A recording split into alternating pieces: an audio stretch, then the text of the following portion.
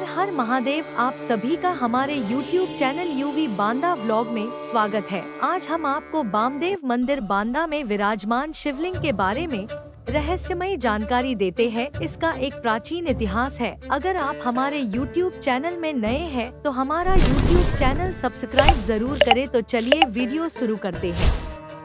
बांदा उत्तर प्रदेश के बांदा में स्थापित प्राचीन बामदेवेश्वर मंदिर बुंदेलखंड में आस्था का केंद्र बिंदु माना जाता है।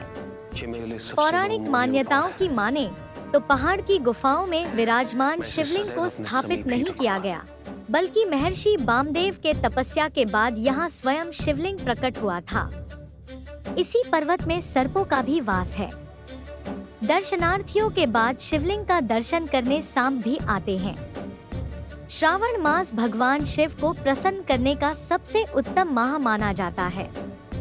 इसी वजह से इस मंदिर में श्रावण मास में शिव भक्तों का सैलाब उमड़ पड़ा है। बामदेवेश्वर मंदिर के बारे में यह भी मान्यता है कि यहाँ पर भगवान श्री राम ने भी पूजा की थी। यहाँ अत्यधिक संख्या में सांप है। एक इच्छाधारी 5 फन वाला नाग आज भी बामदेवेश्वर महादेव का दर्शन करने आता है। मंदिर के पुजारी पुत्तन तिवारी ने बताया कि जिस पहाड़ पर यह मंदिर स्थित है, इस पहाड़ की ऊंचाई 1000 फीट के करीब है। यह पहाड़ तिलिस्मों से भरा पड़ा है।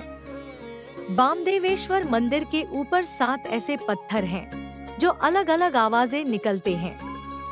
मंदिर के पुजारी ने बताया कि रात 12 बजे से 3 बजे के बीच मंदिर बंद होने के बाद भोले बाबा के गण नाग आते हैं।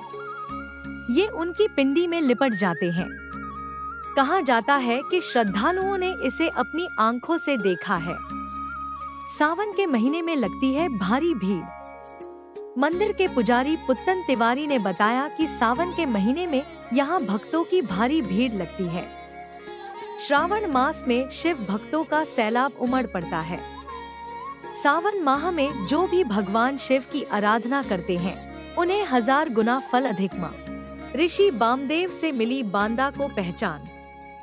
ऋषि बामदेव गौतम ऋषि के पुत्र थे, इसलिए उन्हें गौतम भी कहते हैं। वेदों के अनुसार सप्तऋषियों में ऋषि बामदेव का नाम भी आता है और उन्होंने संगीत की रचना की थी। रामायण काल में इस बामदेवेश्वर पर्वत पर वह निवास करते थे। इसी पर्वत पर स्थित भगवान शिव का मंदिर उन्होंने स्थापित किया था और बांदा नाम भी उन्हीं के नाम पर पड़ा है। धर्मशास्त्रों के मुताबिक भगवान राम ने यहाँ आकर शिव की आराधना की थी। सोमवार के दिन लोग तड़के से ही प्रभु के दर्शन व पूजा अर्चना के लिए मंदिर में पहुँच जाते हैं। भीड़ इस कदर हो जाती है कि पंक्ति में खड़े होकर दर्शन के लिए पहुँचना पड़ता है। प्रतिवर्ष एक जौ गुफा ऊंची होती है। मंदिर के पुजारी महाराज पुत्तन तिवारी बताते हैं कि महर्षि बामदेव का तपस्या स्थल बामबेश्वर पर्वत था। महर्षि की तपस्या से गुफा के अंदर शिवलिंग स्थापित हुए। यह शिवलिंग 12 ज्योतिर्लिंगों से भी प्राचीन है। पहले यह गुफा इतनी नीची थी कि लोगों को लेटकर दर्शन के लिए जाना पड़ता था, लेकिन धीरे धीरे कर गुफा ऊंची होती चली गई और अब लोग दर्शन के लिए खड़े होकर प्रवेश कर जाते हैं।